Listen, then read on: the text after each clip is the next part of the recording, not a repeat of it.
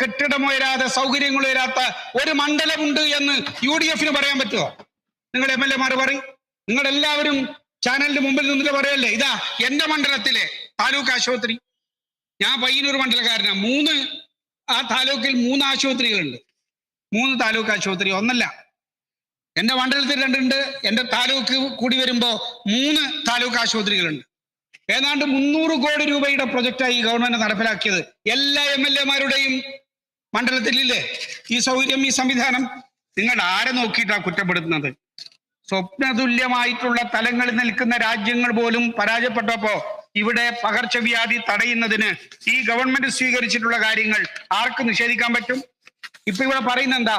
Amoebic മസ്തിഷ്ക ജ്വരം വളരെ അപായകരമായ രീതിയിലുള്ള ഒരു കാര്യമാണ്.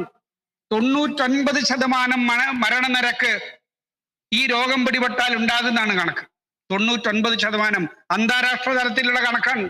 ഇവിടെ ഈ കേരളത്തിൽ നമ്മുടെ ഗവൺമെന്റിന്റെ ആരോഗ്യ വകുപ്പിന്റെ ഫലപ്രദമായിട്ടുള്ള ഇടപെടലിന്റെ ഭാഗമായിട്ട് 24% അത് ചുരുക്കിക്കൊണ്ടുവരാൻ സാധിച്ചു. ഷംസുദ്ദീൻ ആ നയത്തെ കൈയടിച്ച് പ്രോത്സാഹിപ്പിക്കണം. അമീബിക് ജ്വരം ബാധിച്ചിട്ട് ആളുകൾ മരിക്കുന്നതിൽ ലോകത്തിന്റെ ശരാശരിയേക്കാൾ അതിന്റെ 4/1 ആയിട്ട് കേരളത്തിൽ ചുരുങ്ങിയിട്ടുണ്ട്. അഭിമാനകരമായിട്ടുള്ള നേട്ടം നമ്മുടെ നേട്ടമാണ്. നിങ്ങൾ ആലോചിച്ച് നോക്ക്. ഇവിടെ അതിനുവേണ്ടി പരിശോധിക്കാൻ ഇന്ത്യയിൽ 5 ലാബുകളാണ് ഉള്ളത്. അതിൽ 3 ലാബുകളാണ് കുറെ കൂടി മെച്ചപ്പെട്ട നിലയിലുള്ളത്. കേരളത്തിൽ മാത്രമാണ് ഏറ്റവും ആധുനിക സൗകര്യമുള്ള ഈ അമീബിക് മസ്തിഷ്ക ജ്വരം തിരിച്ചറിയുന്നതിന് വേണ്ടിയിട്ടുള്ള ലാബ് സംവിധാനം ഇന്ന് ഇന്ത്യയിൽ പ്രവർത്തിക്കുന്ന ഏറ്റവും മികച്ച നിലയിൽ പ്രവർത്തിക്കുന്ന സംസ്ഥാനം കേരളമാണ്. ഒരു നടപടിയും സ്വീകരിച്ചിട്ടില്ല ഈ ഗവൺമെന്റ് എന്ന് നിങ്ങൾ പറയുന്നു. അഭിമാനകരമായിട്ടുള്ള നേട്ടങ്ങൾ നിർത്തി തന്നെയാണ് ഈ ഗവൺമെന്റ് മുന്നോട്ടേക്ക് പോകുന്നത്. ഇവിടെ കുഞ്ഞുങ്ങളെ കൊല്ലാൻ ചില ആളുകൾ ശ്രമിക്കുമ്പോ കുഞ്ഞുങ്ങളുടെ ജീവിതം ചേർത്ത് പിടിച്ചിട്ട് പോകുന്ന നയം ഈ ഗവൺമെന്റ് നയമാണ്. ഓരോ ശിശുരോധനത്തിലും കേൾപ്പുനാം 1 കോടി ഈശ്വര വിലാപം എന്ന് മലയാളിയായിട്ടുള്ള ഒരു കവി പാടിയതാണ്. ഞങ്ങളത് ഹൃദയത്തിൽ സൂക്ഷിക്കുന്നു.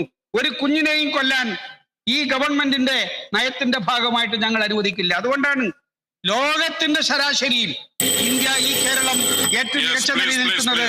1000 കുഞ്ഞുങ്ങൾ ജനിക്കുമ്പോ 5 കുഞ്ഞുങ്ങൾ മാത്രം മരിക്കുന്ന നാടായിട്ട് കേരളം മാറുന്നു. ഈ അഭിമാനകരമായിട്ടുള്ള നേട്ടം കേരളത്തിന്റെ ആരോഗ്യ രംഗത്ത്